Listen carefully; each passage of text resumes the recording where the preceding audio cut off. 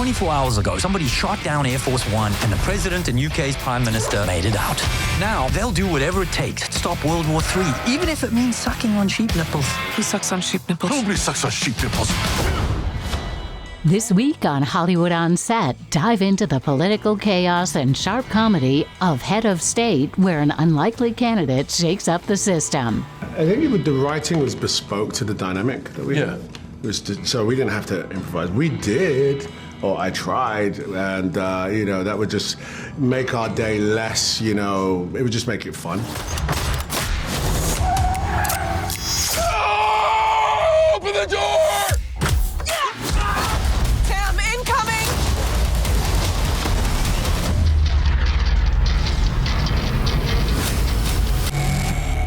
Hello, everyone. I have big news.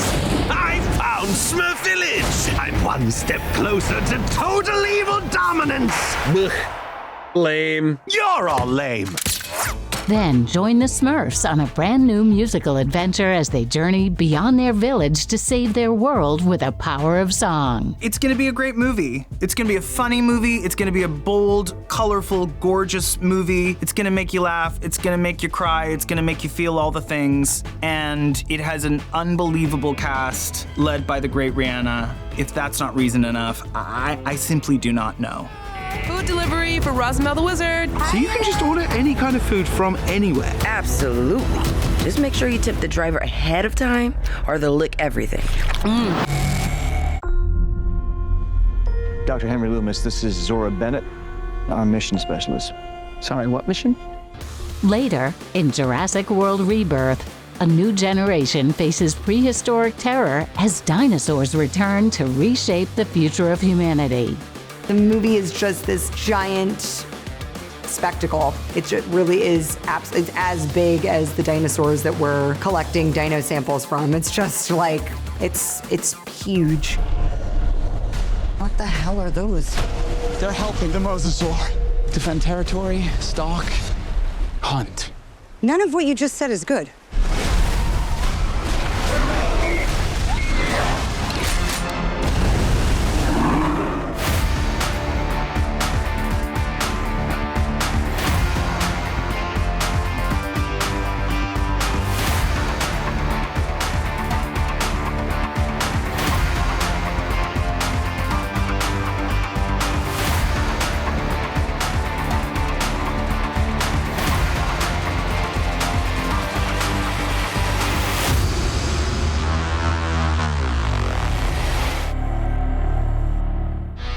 Prime Minister.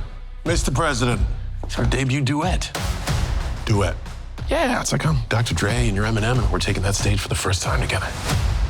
I'm Eminem.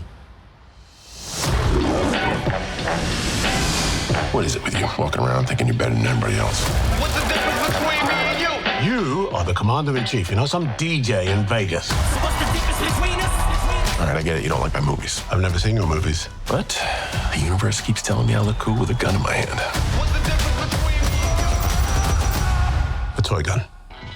In Head of State, a rising politician is thrust into the spotlight, navigating power, ambition, and scandal on the road to the presidency. I think the writing was bespoke to the dynamic that we had. So we didn't have to improvise. We did, or I tried, and that would just make our day less. It would just make it fun. Absolutely did. But some of it makes it, some of it didn't. The outtakes, woo, different movie. Ilya is painting, and he's like, man, right here we need a shot through the bottle of booze to the guys because we're going to use the bottle later on, or like when the guy's teeth gets knocked out, we got to shoot through the teeth. Little details he puts in like that allow you to breathe through the action but still push the narrative forward. He's very unique in how he approaches it. You know, boss, you don't need to give a fake broadcast. You know we're on a mission, right? Okay, easy. You have your process, I have mine. Simple. Now let's zip it and keep our eyes peeled for Grado. Seriously, Coop, the ketchup line was strong, yeah? Noel, as your oldest friend, I can definitively say that was not funny. It's a really fun movie, and I love the fact that it's releasing on July 4th because, it's a time when your families together, friends. It's time for community, and this is the kind of movie you want to watch with like a bunch of people. I felt this was special enough and unique enough that with my approach and with the work of this fantastic cast and crew, this will be a special film. And then I think it is. We'll see what the audiences say. You all right back there, Derringer? Fine. Hearing a lot of panting and snuffling. I don't snuffle, okay? Besides, don't concern yourself with how another man breathes. Boundaries, guy. Nothing to be embarrassed about. Endurance is tough for guys like you. Guys like me. Guys like you, Jim Strong. Jim Strong? Jim Strong. As opposed to? Strong. You want to see Jim Strong? I'll rip a tree out of the ground and beat you to death with it, huh? Impressed by the film's scale, Idris Elba thoroughly enjoyed working with Ilya Naishuller. I didn't film those. It's, has that real ridiculous large scale to it, but we believe it is happening to us. Yeah. And that's really important for the audience to go along with these guys. Like, we're not for a moment, even though it's larger than life, do we think we're not in a movie. We're in a movie, and this is really happening to me and him. And our dynamics are really, really fully, fledged in the film, so, yeah. Ilya, our director, he's got a very specific eye, very specific delivery of his action, and he was really a visionary. So I wanted to do it because of that. I wanted to see how he was going to approach action, and he had a really big vision for it, big scale, 90s explosions, walking away from explosions type shit, and then, I was really up for that. Tell the president's comms director that he must stick to the script. Yes? Good, hopefully he doesn't start writing checks that we can't cash. He still hasn't figured out the difference between a press conference and a press junket. Oh. John Cena really connected with the film's themes and enjoyed its humor. So I think the most important thing is never lose sight of the stakes. I think when you're in the realm of storytelling, especially action, what builds good action is anxiety, anticipation, having to overcome something and having something to work towards. When the world is going to shit around you, if you can laugh at yourself, you can break the ice and have a moment. And I think action comedy walks that fine line of taking a moment to realize, this is ridiculous. But at the same time, we got to get back to the thing that's really important that we have to solve. Yeah. And what this movie does is it gives us a lot of those moments to breathe. But because we have a ticking clock element and a lot of stuff can go wrong, we consistently have to push forward. And I think that's we never forget the stakes. And that's why it's a really good action comedy.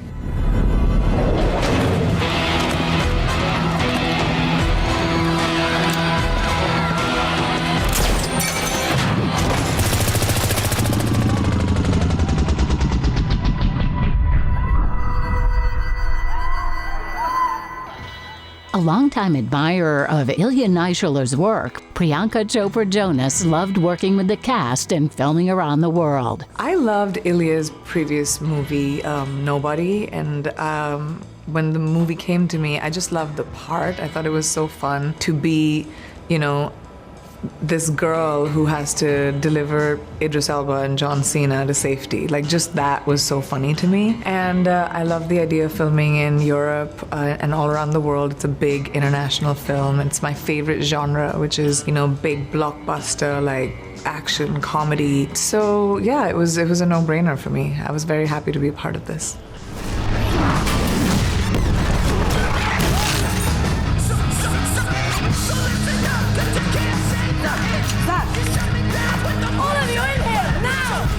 Despite a challenging filming experience, Ilya Naishuller loved bringing the film's stunts and set pieces to life. I think the storyboarding process is the part where I think is my most interesting work. I was telling my storyboarder Sophie, I was like, let's switch the camera. The camera just flips around, does a whip. And I realized that's the style of the movie. We're gonna be using the camera a little bit like a character. And I was like, this is a little bit of Wes Anderson, it's a little bit of Wile E. Coyote. So once I got that, everything was informed by that. And I kind of made it to the end of the movie and I restarted from scratch and kind of updated everything. So it was a longer process storyboarding. I think Nobody took me a month and a half for the whole film. This took 5.5. And obviously then you do the stunt viz where you pass all that onto an incredible stunt team and they go and sweat for some time. And in fact, I think the Gopnik fight sequence, the Belarusian hoodlum fight, that was the hardest to get tonally, to make sure that it's punchy, but it's also funny, but it's not trying to be too slapsticky. That, oddly enough, out of all the biggest sequences, which were more complicated to do, that one was the hardest to figure out, to catch the tone perfectly.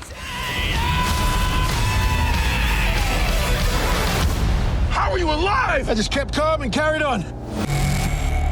on, we gotta rescue Papa. To save their world, Run away. Let's go. they must come to ours. Whoa, where are we? It's Paris. Next, the Smurfs set off on a colorful new adventure that brings big laughs, catchy tunes, and heartwarming moments for the whole family. I think it's important to watch it in a movie theater because there's something magical about sitting in a room with 50 other people or 100 other people.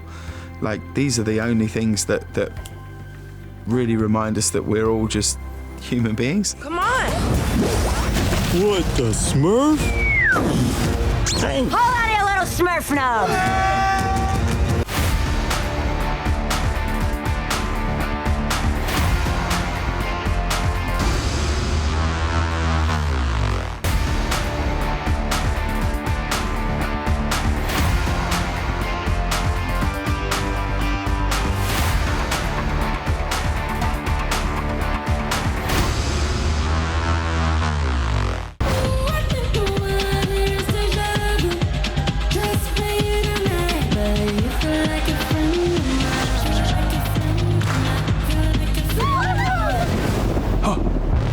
What the Smurf?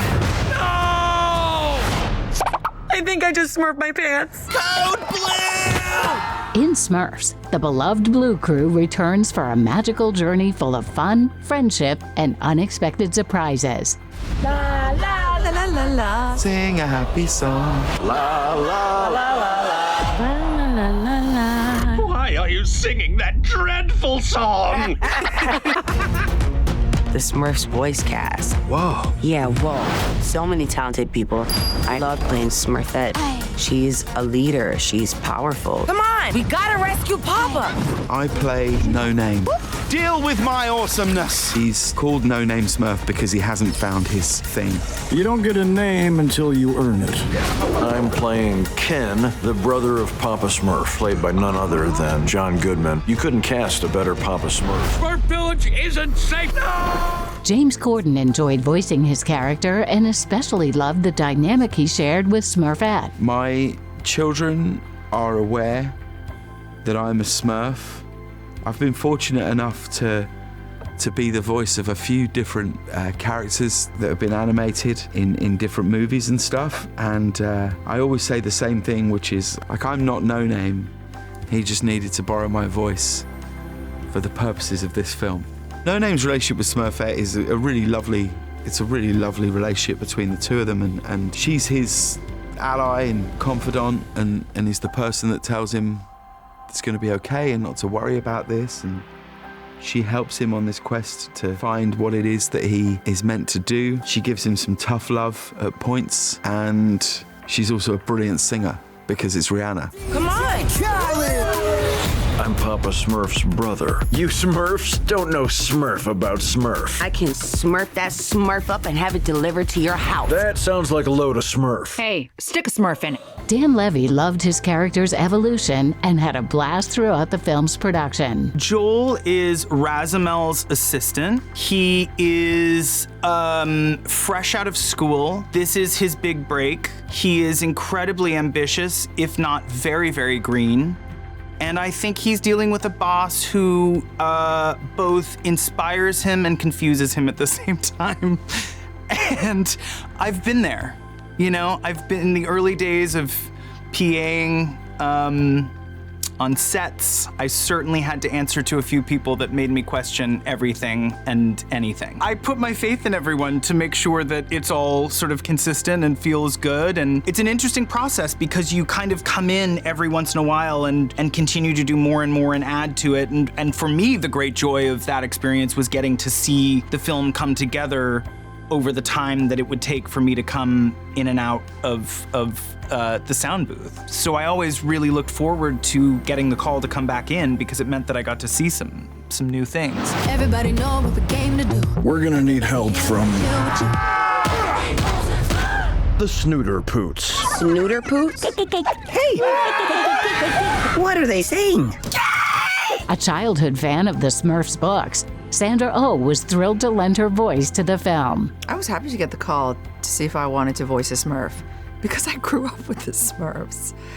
I grew up in Canada, so I have a distinct memory of going to the library in my primary school and reading the French large format books of Les Stromphs, and all the kids always wanted those books, and that's what I really remember. One of our first little plays, I played a Smurf, and I sang a little song, and being a Smurf, yes. I mean, I have pretty deep cuts. OG Smurf watcher. I play the character of Moxie Smurf, who kind of helps our main band of Smurfs get to their next destination when they reach Paris. And I would say the thing that I really love about Moxie, which I was so pleased when I actually saw what she looked like, is that Moxie has a red hat.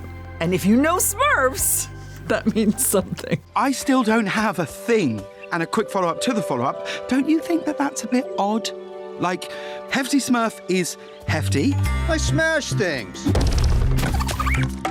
And Worry Smurf worries. You know, maybe everybody else just doesn't worry enough. And Brainy is really smart. And Grouchy is... Don't even say it. And there's Camouflage Smurf. I'm right here. Out of Focus Smurf. Clumsy Smurf. Way back there Smurf. Way over here. Handlebar Moustache Smurf. Quiet Smurf. What did he say? I have no idea. But do you see what I'm saying, Papa? Well, you're no name. That's a thing. A big fan of the original, Amy Sedaris enjoyed working with director Chris Miller on the new film. I love being part of the Smurfs universe because I have godkids. And this gives me street cred out in Maplewood, New Jersey, and that's very important to me. Plus, I was a fan of the movie, the original movie I remember watching. And I'm just really happy to be part of this universe. Chris Miller is really good. He's very patient, very calm. He knows what he wants, and he helps you get there. Like, you know, I love a line reading, and if I really need one, he'll give it to me. And he explains everything so well, and there's just no extra, he doesn't waste time. You know, he seems like a real professional, and I think he's really funny and just really nice and very honest. I like working with him a lot. Hold on, you little Smurf nub! We're here to save everything. Goodbye, Smurfs, forever.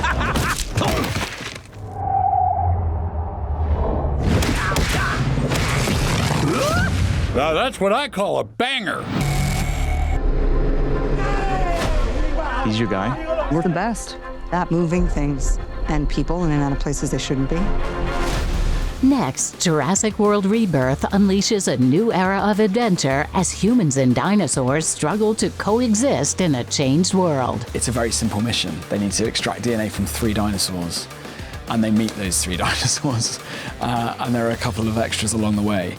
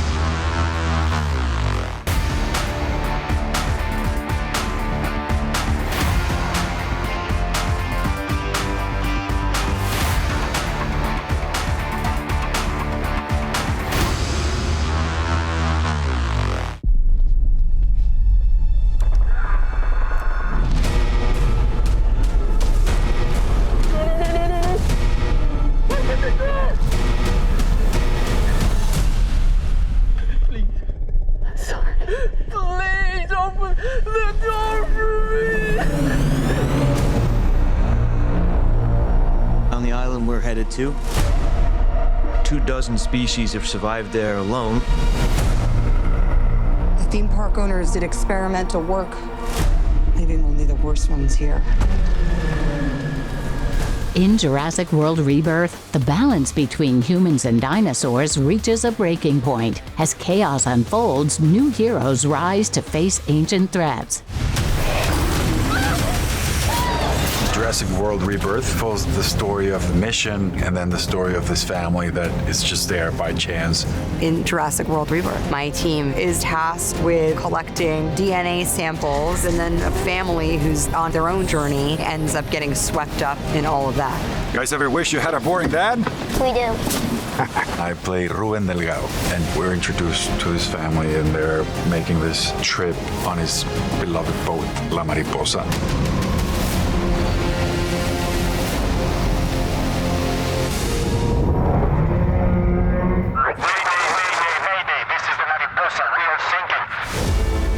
They're very grateful to be rescued, but they quickly start to realize that they're probably worse off than they were to begin with. Stop talking! Stop talking!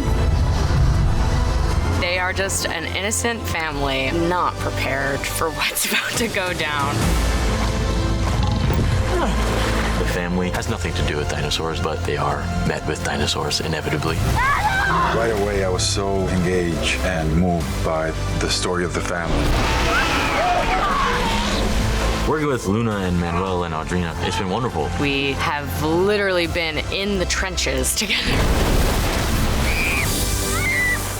Determined to honor Steven Spielberg's legacy, Gareth Edwards carefully selected the film's shooting locations. If Spielberg hadn't worked on this script with David, I would have felt like really guilty about making this film, because there's so many elements in it for me that are like, you know, I'd say they're love letters to Steven's early work. You know, there's things in it where I feel like, oh, that's an opportunity to do a bit of Jaws. You know, that's an opportunity to do a little bit of Raiders of the Lost Ark or something, or that style. And fantasizing, you know, in your mind, one day you might get to meet him or something. Like the idea of actually doing a Jurassic film for Steven is so surreal, like you can't really think about it. I mean, really it was a case of like, it's like casting a film. You, rather than saying, okay, the script says this, describes the location as this, let's go and find one that's like that. You sort of go, okay, close that for a second. Let's just go to this country and look at the area and just look for anything amazing and then see where that could live in these scenes, right?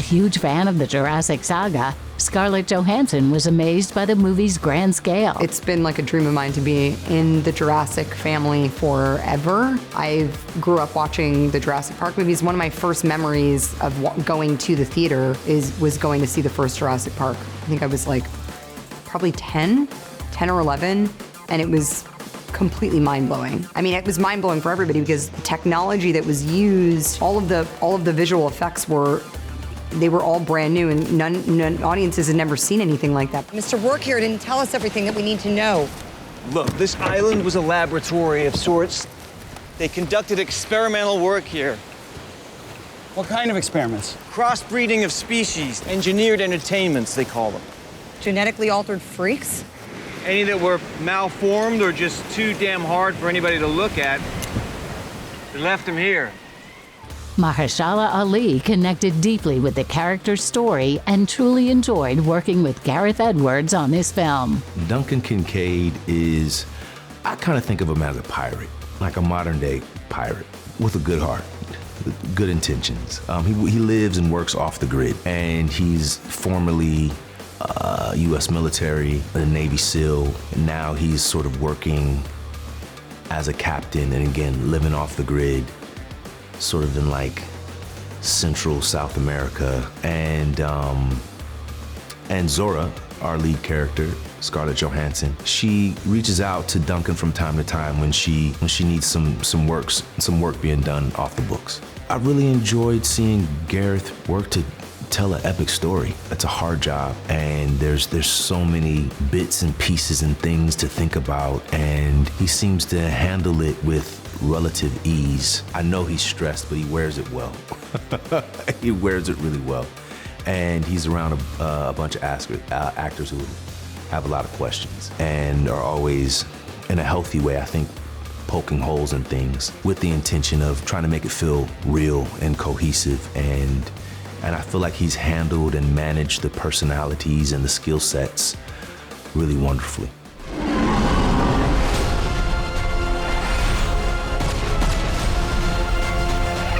We put ourselves in a place we don't belong. Survival is a long shot. What the hell are those? They're helping the mosasaur defend territory, stalk, hunt. None of what you just said is good.